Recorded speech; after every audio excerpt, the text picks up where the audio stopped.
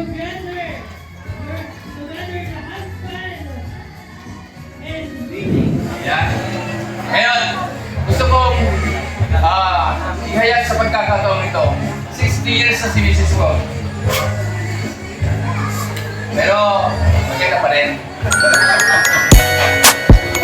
Alam mo kasi, si Mrs. ko talaga yung dalaga. Magkita lang talaga yan.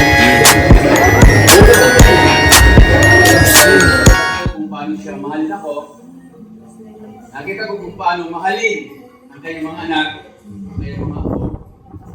Palagay ko, yung bagay na yan, hindi pwedeng kalimutan. Yung mga bagay na yan, na ginawa ng misis ko, kung paano siya alaga sa mga apo ko, sa mga anak ko, ay hindi nila makakalimutan. Kahit na mawala man sa mundo ito, maalala nila. Kaya sabi ko nga, just like God, na hindi ko talaga kayang kalimutan niya kung wala. Napakalaga pa rin sa'yo. Yung asawa ko, hindi lang si asawa, kaibigan ko.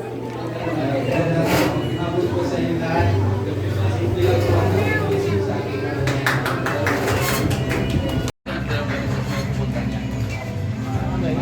Ano ba ito? Thank you. I love you, sir. Ayan.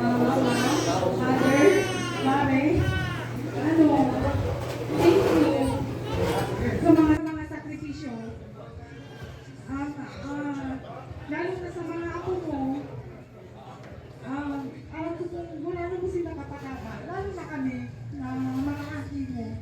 Actually, gusto mo kantaan si Mang, kaya lang wala ka mong makapayong makasakaman.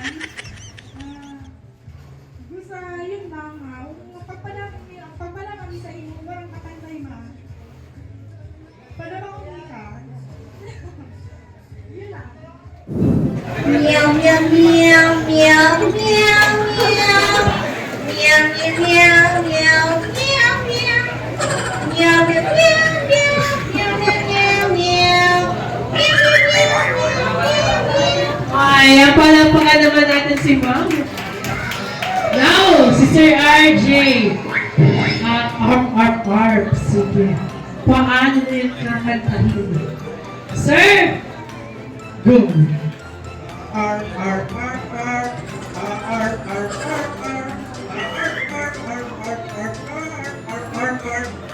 Ayan!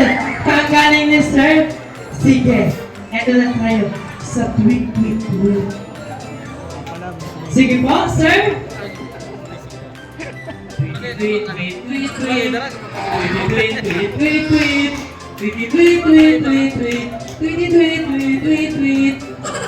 Ayan. Palapakan natin si Sir. Ayan. Thank you so much, Sir. Ayan. Ito na tayo sa proud. Coca-Cola. Sige, Sir. Kantahin mo na yan. Coca-Cola.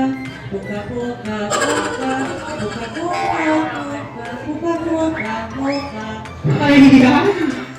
Ayan, thank you so much, Manu. Dito na tayo sa baka. No. Ayan. Tapos na brush yun. Sige. Ate! Mama! Awitin mo ng happy birthday gamit ang baka sound.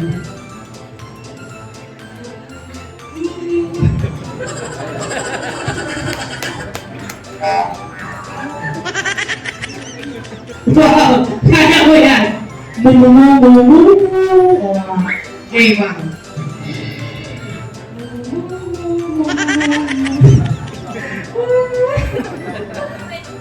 Nag-share na sila, di ba?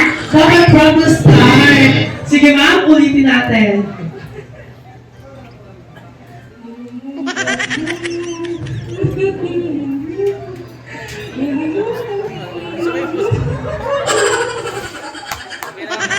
Ayan, palampakan natin si Juan. Ayan, kayo po mag-decide kung sino ang panalo sa kanila gamit ang hihawan